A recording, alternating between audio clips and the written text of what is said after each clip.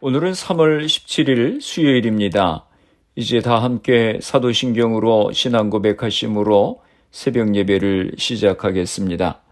전능하사 천지를 만드신 하나님 아버지를 내가 믿사오며 그 외아들 우리 주 예수 그리스도를 믿사오니 이는 성령으로 잉태하사 동정녀 마리아에게 나시고 본디오 빌라도에게 고난을 받으사 십자가에 못 박혀 죽으시고 장사한 지 사흘 만에 죽은 자 가운데서 다시 살아나시며 하늘에 오르사 전능하신 하나님 우편에 앉아 계시다가 저리로서 산 자와 죽은 자를 심판하러 오시리라. 성령을 믿사오며 거룩한 공예와 성도가 서로 교통하는 것과 죄를 사하여 주시는 것과 몸이 다시 사는 것과 영원히 사는 것을 믿사옵나이다. 아멘. 오늘 우리에게 주시는 하나님의 말씀은 마태복음 24장 1절에서 14절까지 말씀입니다. 제가 봉독해 드리겠습니다. 예수께서 성전에서 나와서 가실 때에 제자들이 성전 건물들을 가리켜 보이려고 나아오니 대답하여 이르시되 너희가 이 모든 것을 보지 못하느냐? 내가 진실로 너희에게 이르노니 돌 하나도 돌 위에 남지 않고 다 무너뜨려지리라. 예수께서 감람산 위에 앉으셨을 때에 제자들이 조용히 와서 이르되 우리에게 이르소서 어느 때에 이런 일이 있겠사오며 또 주의 임하심과 세상 끝에는 무슨 징조가 있사오리이까. 예수께서 대답하여 이르시되 너희가 사람의 미혹을 받지 않도록 주의하라. 많은 사람이 내 이름으로 와서 이르되 나는 그리스도라 하여 많은 사람을 미혹하리라. 난리와 난리 소문을 듣겠으나 너희는 삼가 두려워하지 말라. 이런 일이 있어야 하되 아직 끝은 아니니라. 민족이 민족을 나라가 나라를 대적하여 일어나겠고 곳곳에 기근과 지진이 있으리니 이 모든 것은 재난의 시작이니라. 그때 사람들이 너희를 환난에 넘겨주겠으며 너희를 죽이리니 너희가 내 이름 때문에 모든 민족에게 미움을 받으리라. 그때 많은 사람이 실족하게 되어 서로 잡아주고 서로 미워하겠으며 거짓 선지자가 많이 일어나 많은 사람을 미혹하겠으며 불법이 성함으로 많은 사람의 사랑이 식어지리라. 그러나 끝까지 견디는 자는 구원을 얻으리라. 이 천국 복음이 모든 민족에게 증언되기 위하여 온 세상에 전파되리니 그제야 끝이 오리라. 아멘. 할렐루야. 오늘도 주님의 말씀으로 하루를 시작하시는 성도님들을 주님의 이름으로 축복합니다. 마태복음 24장은 종말에 대한 예고와 그 예고에 따른 교훈의 말씀이 기록되어 있습니다. 24장 1절에서 3절은 성전 파괴에 대한 예고이고 4절에서 14절은 고난의 시작에 대한 예고입니다. 먼저 1절에서 3절까지 성전 파괴에 대한 예고의 말씀을 보겠습니다. 1절입니다. 예수께서 성전에서 나와서 가실 때에 제자들이 성전 건물들을 가리켜 보이려고 나아오니 솔로몬 성전은 바벨론 침공 때에 무너졌습니다. 폐허로 있던 이 성전을 고레스의 칙령으로 바벨론의 포로로 잡혀있던 사람들이 돌아와서 기원전 520년에서 15년경에 재건하게 되었습니다. 그런데 재건된 그 성전은 당시의 물적인 자원이 충분하지 못했기 때문에 훌륭히 재건되지 못했습니다. 게다가 계속된 외적들의 침입으로 인해서 세월이 갈수록 손상을 입게 되었습니다. 그러던 것을 기원 후 20년에 헤롯 대왕이 유대인들의 환심을 사기 위해서 보수 공사를 하였습니다. 기원 후 20년에 시작된 보수 공사가 예수님 당시에까지 계속되었으니 그 공사의 규모가 얼마나 컸는지 알만합니다. 그리하여 예수님 당시에 예루살렘 성전은 아직 그 모습이 완성되지 않았음에도 불구하고 매우 웅장하고 영광스러운 모습을 보여줬습니다. 제자들은 지금 그러한 영광스러운 모습을 가리켜 보이려고 나오고 있는 것입니다. 2절입니다. 대답하여 이르시되 너희가 이 모든 것을 보지 못하느냐? 내가 진실로 너희에게 이르노니 돌 하나도 돌 위에 남지 않고 다 무너뜨려지리라. 성전의 건물을 보여주려 했던 제자들의 의도와는 전혀 반대로 예수님은 저 웅장하고 영광스러운 건물이 무너질 것이라고 말씀하십니다. 이 예언대로 기원 후 70년에 예루살렘 성전은 파괴되고 말았습니다. 돌 하나도 돌 위에 남지 않을 정도로 그렇게 심하게 파괴될 것이라고 하는 것입니다. 제자들은 예루살렘 성전의 웅장하고 영광스러운 모습을 보고 감탄하였습니다. 그 안에서 무슨 일이 벌어지고 있는지 그 미래가 어떻게 될지에 대해서는 별로 관심을 두지 않았습니다. 하지만 예수님은 외모를 보시는 분이 아니라 중심을 보시는 분이십니다. 성전의 웅장하고 화려한 외적인 모습보다는 그 안에서 무슨 일이 벌어지고 있는지를 관심하셨습니다. 그렇게 화려한 성전이 강도의 구렬이 되어버렸다고 하는 사실을 예수님은 직시하고 계셨습니다. 이런 생각에서 예수님은 예루살렘 성전에 대한 심판을 선언하셨습니다. 3절입니다. 예수께서 감람산 위에 앉으셨을 때에 제자들이 조용히 와서 이르되 우리에게 이르소서 어느 때에 이런 일이 있겠사오며 또 주의 임하심과 세상 끝에는 무슨 징조가 있사오리이까. 그러나 제자들은 그 심판의 이유를 묻는 대신에 즉시 종말론적인 호기심이 발동해서 언제 이런 일이 있을 것이고 무슨 징조가 있을 것이냐고 물었습니다.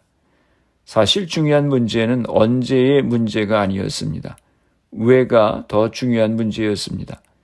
제자들의 이런 종말론적인 호기심과 질문에 예수님은 종말론적인 설교를 하십니다. 4절에서 5절입니다. 예수께서 대답하여 이르시되 너희가 사람의 미혹을 받지 않도록 주의하라. 많은 사람이 내 이름으로 와서 이르되 나는 그리스도라 하여 많은 사람을 미혹하리라. 어느 때 이런 일이 있겠으며 무슨 징조가 있겠는가라는 3절의 질문에 대한 긴 대답이 이어집니다. 이 대답에서 예수님은 말세가 있기 전에 있을 사건들을 단계적으로 말씀하십니다. 첫 번째로 지적되는 예비적인 사건은 미혹자들의 출현입니다. 여기에서 내 이름으로 온다라고 하는 말은 그리스도를 자처한다고 하는 뜻입니다. 이들은 거짓 그리스도라고도 하고 거짓 선지자라고도 하는데 자신들이 그리스도라고 강변하면서 많은 사람들을 미혹하게 될 것이라고 하는 것입니다. 6절에서 8절입니다. 난리와 난리 소문을 듣겠으나 너희는 삼가 두려워하지 말라. 이런 일이 있어야 하되 아직 끝은 아니니라.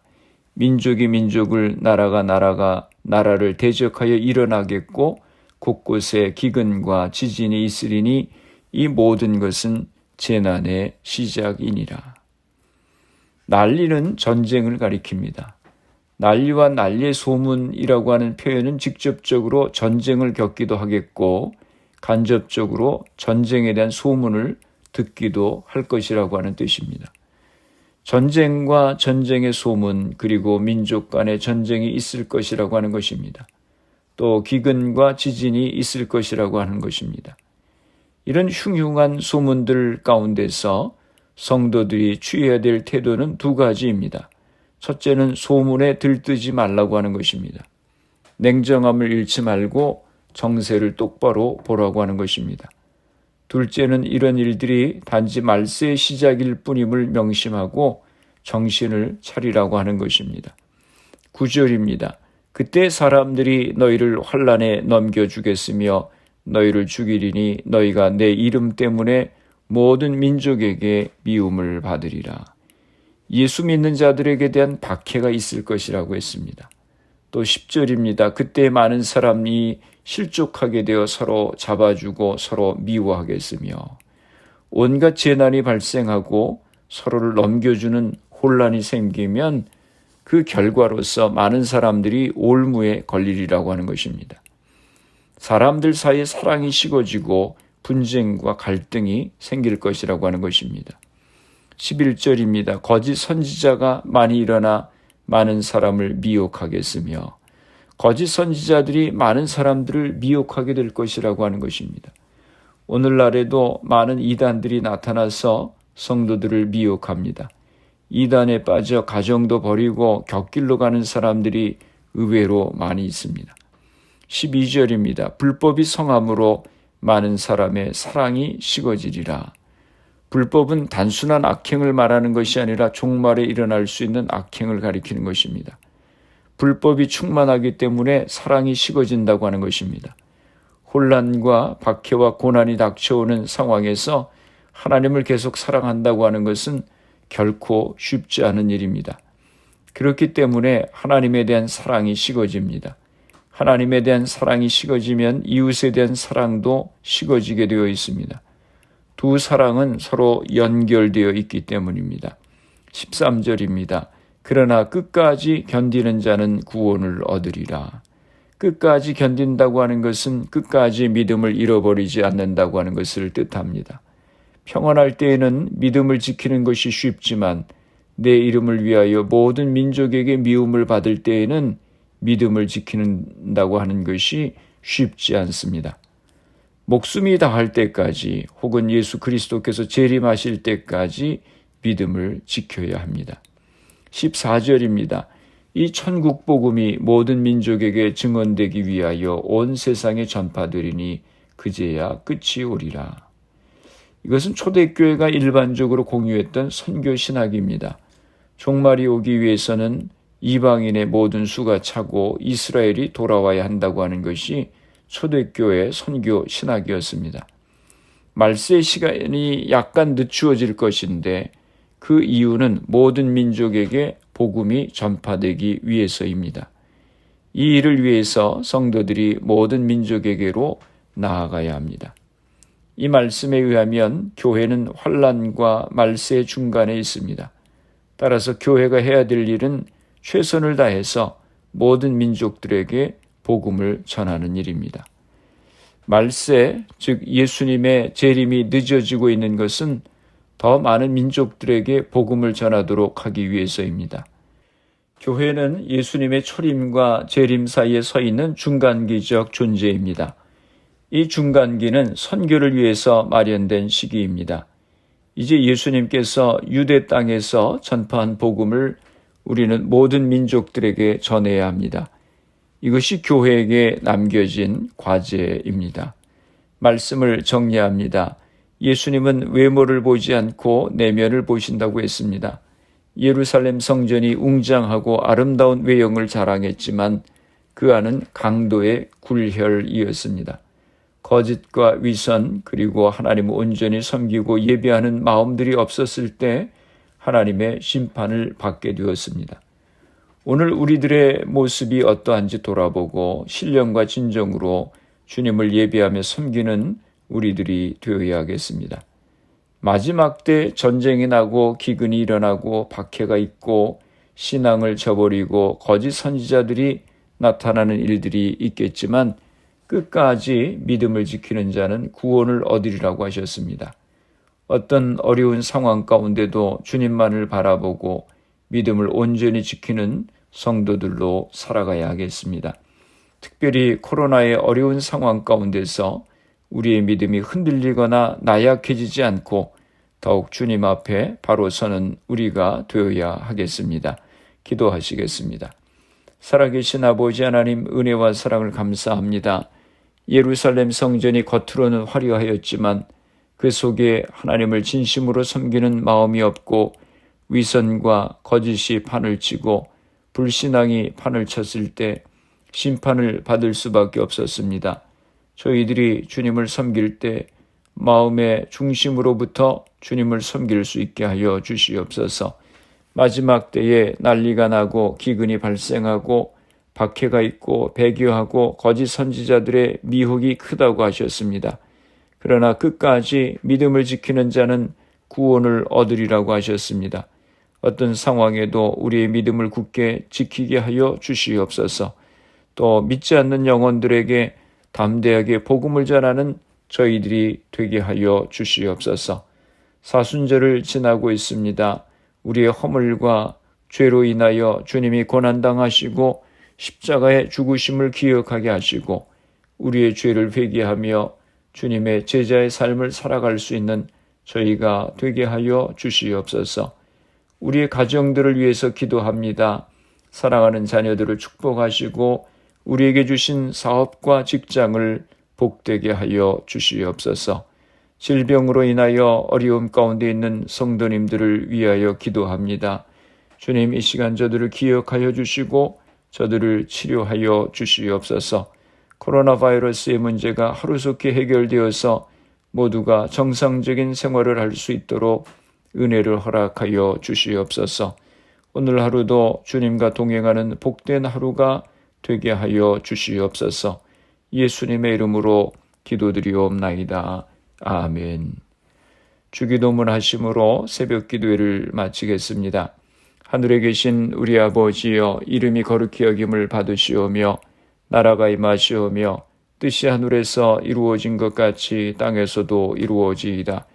오늘 우리에게 일용할 양식을 주시옵고 우리가 우리에게 죄 지은 자를 사하여 준 것 같이 우리 죄를 사하여 주시옵고 우리를 시험에 들게 하지 마시옵고 다만 악에서 구하시옵소서. 나라와 권세와 영광이 아버지께 영원히 있사옵나이다. 아멘. 새벽 예배를 마쳤습니다. 오늘 하루도 주님 안에서 승리하시기 바랍니다. 새벽 예배 후 개인적으로 10분 이상씩 기도하시기 바랍니다. 온전한 마음으로 주님을 섬기고 환난과 어려움 가운데도 끝까지 믿음을 지킬 수 있도록 기도하시고 사순절 기간 동안 우리 자신을 회개하며 더욱 주님 앞에 가까이 나아가는 우리가 될 수 있도록 가정과 자녀들 또 직장과 사업을 위해서 질병으로 고생하시는 성도님들의 회복을 위해서 기도해 주시고 또 교회를 위해서 미국과 대한민국 조국을 위해서 기도해 주시기 바랍니다. 그리고 코로나 바이러스를 위해서 애쓰는 의료진들, 봉사자들, 위정자들 위해서 기도해 주시고 코로나 백신 접종이 순조롭게 잘 진행되어서 코로나가 속히 퇴치될 수 있도록 기도해 주시기 바랍니다.